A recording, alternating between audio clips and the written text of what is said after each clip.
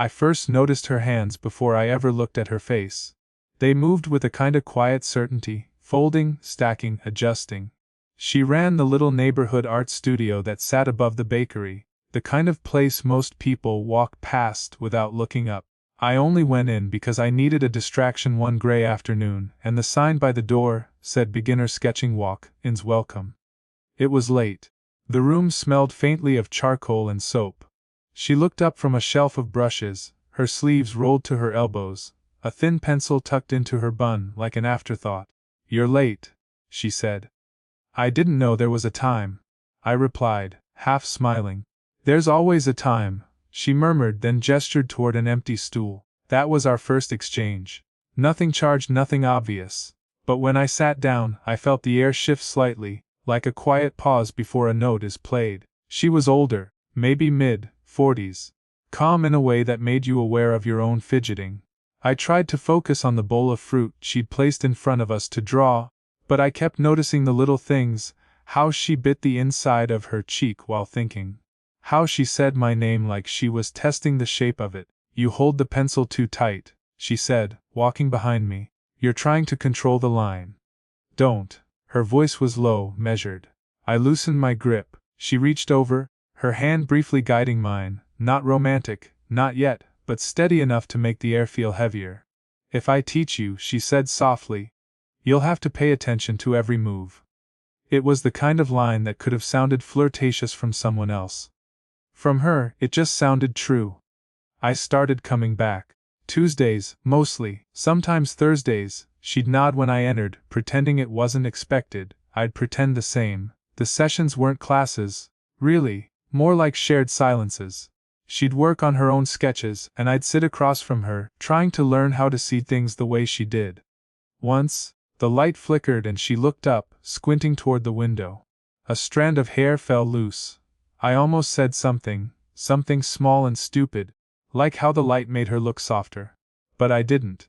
Instead, I folded the corner of my sketchbook, like I could press the thought inside it. She noticed. I think she always noticed more than she let on.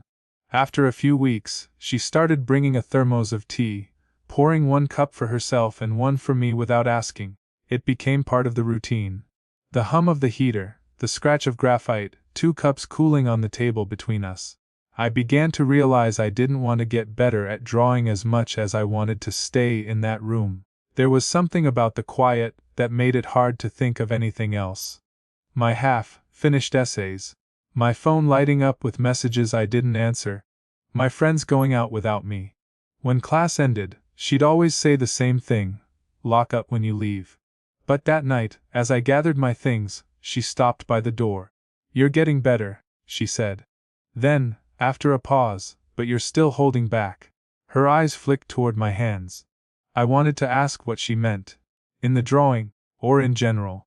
But before I could, she turned away, wiping the table with slow, deliberate strokes. I walked home in the cold, sketchbook under my arm, thinking about her words. Still holding back. When I got to my apartment, my phone buzzed. A message from an unknown number: "Tomorrow, 6 p.m. Bring your sketches, and don't be late this time." No name. Just the small, perfect punctuation of a life quietly beginning to shift. And for the first time in a long while, I didn't feel like deleting it. The next evening, the studio felt smaller. Or maybe it was me, too aware of where she stood, the sound of her sleeves brushing against the table as she set out the sketch pads. She didn't look up when I came in, just said, "You remembered." With a hint of surprise that wasn't really surprise. I nodded. "You texted." "Did I?" she said, pouring tea into the 2 chipped mugs we always used. "I don't remember giving you my number." "You didn't," I said, and she smiled, small, private, like she knew exactly what she was doing. We didn't talk much after that. She started sketching a vase of dried eucalyptus, and I tried to draw the same thing. But my eyes kept drifting to her reflection in the window. The outline of her neck, the way she tilted her head, as if listening to something no one else could hear. About halfway through, she broke the silence. "You said you study architecture, right?" "Trying to," I said. "Mostly just drawing buildings I'll never design." "That's something," she said. "At least you're still drawing." There was something about the way she said it, Not as encouragement but as confession, I asked. Did you stop? She paused. For a while, after my divorce. The word divorce sat between us, like a book closed mid-sentence. I couldn't look at anything for what it was, she said quietly. Everything turned into a metaphor. Every chair, every light switch. You can't live like that. I didn't know what to say, so I just nodded, pretending to adjust my pencil. She watched me for a long moment, then looked away. Anyway, she said, draw the shadows, not the shape. But I couldn't stop thinking about her shadows. Later, when we took a break, she handed me her thermos without asking. It's chamomile, she said. You look like you don't sleep much. I laughed softly. You can tell that from my lines. I can tell it from the way you sit, she said. Her fingers brushed mine when I took the cup. It wasn't deliberate, or maybe it was. But the contact stayed longer than it should have. The kind of touch that burns quietly afterward. We went back to drawing, but neither of us seemed to see the page anymore. As the evening light faded, she stood beside me to look at my sketch. Her arm grazed my shoulder. You're improving, she said. But you draw like you're waiting for permission. From who? Her voice softened. That's the question, isn't it? She turned away before I could respond, rinsing the brushes in the sink. The water ran too long, as if she needed the sound to cover something. I stayed there, staring at the half-finished drawing, a vase that looked like it was about to fall apart. Before I left, she reached across the table and fixed the corner of my sketch pad that had folded under itself. Her fingers smoothed it once, slow and careful. See, she said. Details matter. I don't know why that moment stayed with me. Maybe because it felt like someone finally saw me. And for the first time, I didn't want to look away. I started showing up earlier than our usual time, pretending it was to practice, but really just to catch that quiet before she arrived. The studio always smelled faintly of her paint, soap, something like citrus. I'd sit by the window sketching nothing in particular, listening for her footsteps on the stairs. That evening, she came in carrying groceries instead of her sketchbook. A paper bag tucked under one arm, a curl of hair falling loose against her cheek. You're early, she said, not looking at me. You're late, I said, and she smiled, tiredly this time. Traffic, she murmured, and I forgot the tea. We unpacked the groceries together. Flour, lemons, something wrapped in brown paper. I didn't ask why she'd brought them. Maybe she didn't want to go home yet. Maybe she never did. Do you ever cook for someone else? I asked. She shook her head. No, easier not to. Her tone was casual. But there was a pause after it. The kind that hangs just a little too long. I wanted to tell her she didn't seem like someone meant to eat alone. But the words stayed in my throat. Instead, I wiped the counter and said, You missed a spot. She looked at me then, eyes soft but searching. You noticed too much. Later, as we drew, her phone buzzed. She glanced at it and turned it face down without answering. The silence after that felt tighter. You can check it, I said. It's fine. Someone waiting for you. No one important. But her hand trembled slightly when she picked up the pencil. I wanted to ask, was there someone once? Instead, I said nothing, sketching the faint curve of her wrist, the way her fingers rested lightly on the paper. We worked like that for an hour, two people pretending not to notice how close the chairs had become. Her shoulder brushed mine once. Neither of us moved away. Then the door opened. Hey, Missish, a young woman stood there, holding a folder. She froze when she saw me. Oh, she said, glancing between us. Didn't realize you had a student tonight. My teacher's voice came quick, steady. Just a late session. You can leave that on the desk. The girl nodded, dropped the folder, and left as quietly as she'd come. For a long while neither of us spoke. The sound of the door clicking shut felt too loud. Finally, I said, She didn't look like a student. She's my daughter, she said. Something inside me shifted, not quite shock, but something heavier. Oh, she doesn't know about these lessons, she added softly, or maybe she does. I didn't know what to say to that. The heater hummed. Outside, a car passed, then another. When I finally stood to leave, she followed me to the door. Her hand brushed against mine as she reached for the knob, brief, accidental, too careful to be nothing. You should focus on your lines, she said, her voice barely above a whisper. I met her eyes. I'm trying. For a second, we just stood there, the space between us shrinking, breathing the same air, both knowing what was almost about to happen. Her lips parted, like she might say something. Or maybe she wasn't going to say anything at all. Then she stepped back. Next week, she said, same time. I nodded, pretending to leave before I actually could. Outside, the cold hit harder than usual. I realized I hadn't exhaled since she touched my hand. It was raining that Thursday, not hard, just steady. The kind of rain that made everything feel half muted. I found her outside the studio, sitting on the low stone wall by the steps, her umbrella closed at her side. You're early, she said, smiling faintly. Again. I figured you'd forget the key, I said, sitting beside her. She laughed under her breath. You're not wrong. For a while, we just watched the rain gather in the cracks of the pavement. Her hair had started to curl at the ends, damp from the air. There was something softer about her in that light, less certain, more human. I saw your daughter yesterday, I said quietly. Her posture stiffened a little. Where? Outside the cafe by the corner. She was with someone. She nodded, keeping her eyes on the street. She works near there. I didn't say anything. I know.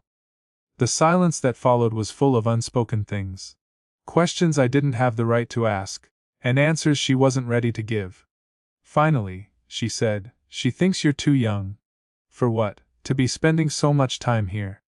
I tried to laugh it off, but it came out flat. She's not wrong. She glanced at me then. A long, measuring look that made my throat tighten. It's not that simple. We went inside once the rain picked up. The air smelled of wet wood and old paint. She hung her jacket on the hook by the door, and I noticed her hands trembling slightly. Cold? I asked. No, she said. Then, after a moment, just tired, she poured tea for both of us. No words, no eye contact. I could hear the rain hitting the window, soft and rhythmic. You ever think about stopping? I asked. She looked up. Stopping what? This. Teaching. Drawing. All of it. She hesitated, then said, sometimes. But I never do. Why not? She met my gaze then, and something in her expression shifted, like she'd finally stopped pretending not to understand what I was really asking. Because the moment I stop, she said, I'll have to notice what's missing. Her voice cracked slightly at the end. I didn't move, didn't say anything. Just watched as she looked away, fingers tightening around the cup. I shouldn't have let this go on, she whispered. Go on. She shook her head. You don't know what I mean. I think I do. Then you shouldn't. The heater clicked on. The hum filled the space between us, thick and electric. I don't know what this is, I said, quietly. I just know it doesn't feel wrong. Her laugh was small, brittle. That's exactly how wrong things feel at first. I wanted to reach for her then, to close the distance, to stop her from turning away. But I didn't. She took a step back, brushing her hand through her hair. You need to go, she said softly. I stood there, rain still dripping from my sleeves, heart beating too close to the surface. Is that what you really want? She didn't answer. Just stared at me, lips parted, eyes glassy with something she wasn't ready to name. Outside, thunder rolled low and distant. Inside, everything went still, and for a second just one. I thought she might say stay. But she didn't, only silence. And a question left hanging in the air between us, heavy enough to hurt. It had been weeks since I last saw her. The studio light stayed off every time I passed by. Once I thought about knocking anyway, just to ask if she was all right. But something stopped me, pride, maybe, or fear of hearing she wasn't taking students anymore. I told myself I was fine. I went to class, worked on assignments, met friends who asked too many questions I didn't answer. But every evening, my eyes still drifted toward that small window above the bakery. The one that sometimes glowed gold when she was there late. One night, I saw the light on again. I climbed the steps before I could talk myself out of it. The door was half open. She was sitting on the floor, surrounded by sheets of paper, sketches torn and crumpled, some soaked with tea stains. She looked up when I entered. Her eyes were tired but not surprised. You shouldn't be here, she said softly. I know. We stared at each other for a while, the way people do when every possible version already exists between them. I thought you stopped teaching, I said. I did. She smiled faintly. For a bit, I hesitated, then stepped closer, kneeling to pick up one of the sketches. It was of the vase, the same one from months ago, but unfinished, the lines shaking slightly. You redrew it, I said. I was trying to fix it, she murmured. But I think it was fine the first time. Her voice cracked at fine. I didn't come to make this complicated, I said. You already did. Then let me make it honest. She looked at me. Really looked. I could feel the question before she asked it. Why? I swallowed. Because you made me notice things again. The way light moves. How silence feels. I stopped, words falling apart halfway. I just wanted you to know that. She let out a long breath. You think that's simple? No, I said. I think it's true. For a long moment, she didn't move, just sat there, watching the rain slide down the window. Then she said, You're too young to carry someone else's unfinished things. And you're too kind to keep pretending you don't want to be seen. I said quietly. That made her laugh, soft, wary, almost relieved. She leaned back, eyes closing for a second. You don't know what you're asking. I'm not asking? I said, just staying. She looked at me then, something loosening behind her eyes. Maybe resignation, maybe peace. You'll leave someday, she said. That's what people your age do. Maybe, I said. But not tonight. The room went still again, just the hum of the heater, the smell of rain. She reached for the thermos, poured what was left into one cup, and slid it toward me. Cold tea, she said. It's fine, I whispered. For the first time, she didn't pull away when our hands touched. No promises, no declarations, just a quiet, steady warmth that neither of us tried to explain. She smiled, small, fragile, real. Okay, she said. And that was enough. The studio looks different now, not new, just lived in. The once empty walls are lined with frames she never meant to hang, sketches that used to be exercises, not art. There's still the faint smell of charcoal, still the hum of the old heater that sometimes rattles before it settles. It's been a year, maybe more. I still come by on Thursdays, though we stopped calling them lessons a long time ago. She keeps a mug ready for me now, the chipped one with the faded blue rim. I bring the tea. It's always chamomile. Still too bitter for me, still the only thing she drinks after 8 p.m. We don't talk about how it started. We don't need to. It's in the pauses. The way she brushes my sleeve when she passes, or the way she laughs softly when I forget to clean my brushes before leaving. Sometimes we walk after closing, down to the pier, where the air smells like salt and metal. She walks slower now, not because of age but because she's learned how to take her time. I used to rush ahead, but I don't anymore. The first time I took her hand, she didn't pull away. She just looked down at our joined fingers like it was something inevitable, not dramatic. The kind of thing that only happens once both people have stopped expecting it. She still teaches, but only a few students. She says she doesn't have the patience for beginners anymore, but I know that isn't true. She just saves the quiet for herself now. For us, every so often, her daughter stops by. She still looks at me with that uncertain politeness, not hostile, just cautious. But she stays longer each visit, helps clean the brushes, asks about my architecture projects, sometimes leaves smiling. Life folded into something steady, something ordinary. But that's the point, I think. The way she leans against the counter while I sketch. The way I refill her thermos without asking. Little acts that don't need explaining. Last week, I found the old drawing. The vase we both could never quite finish. The paper had yellowed at the edges, faint fingerprints smudging the lines. I held it up to the window light, and realized it looked complete now, exactly because it wasn't perfect. She looked over my shoulder and said, You finally stopped trying to fix it. I learned from you, I said. She smiled, eyes soft. No, you just learned to stay. The rain started again outside. The same slow rhythm as that verse on the stone wall, 8:47 p.m. I remember checking the clock because she always teased me for noticing the time. Now she just says, You and your numbers. With that quiet warmth that fills the room more than any heater could, we sat together, tea cooling between us. No rush to speak. No need. The light from the window caught the dust in the air, tiny pieces of ordinary life floating between us. And I thought, this is what paying attention feels like. This is what it means to have stayed. She reached over, touched my wrist lightly, and said, "You still hold your pencil too tight." I smiled. Some habits never change. Her laugh was soft, familiar. Some shouldn't. And that was the end, not a moment of confession, just a continuation of everything that mattered.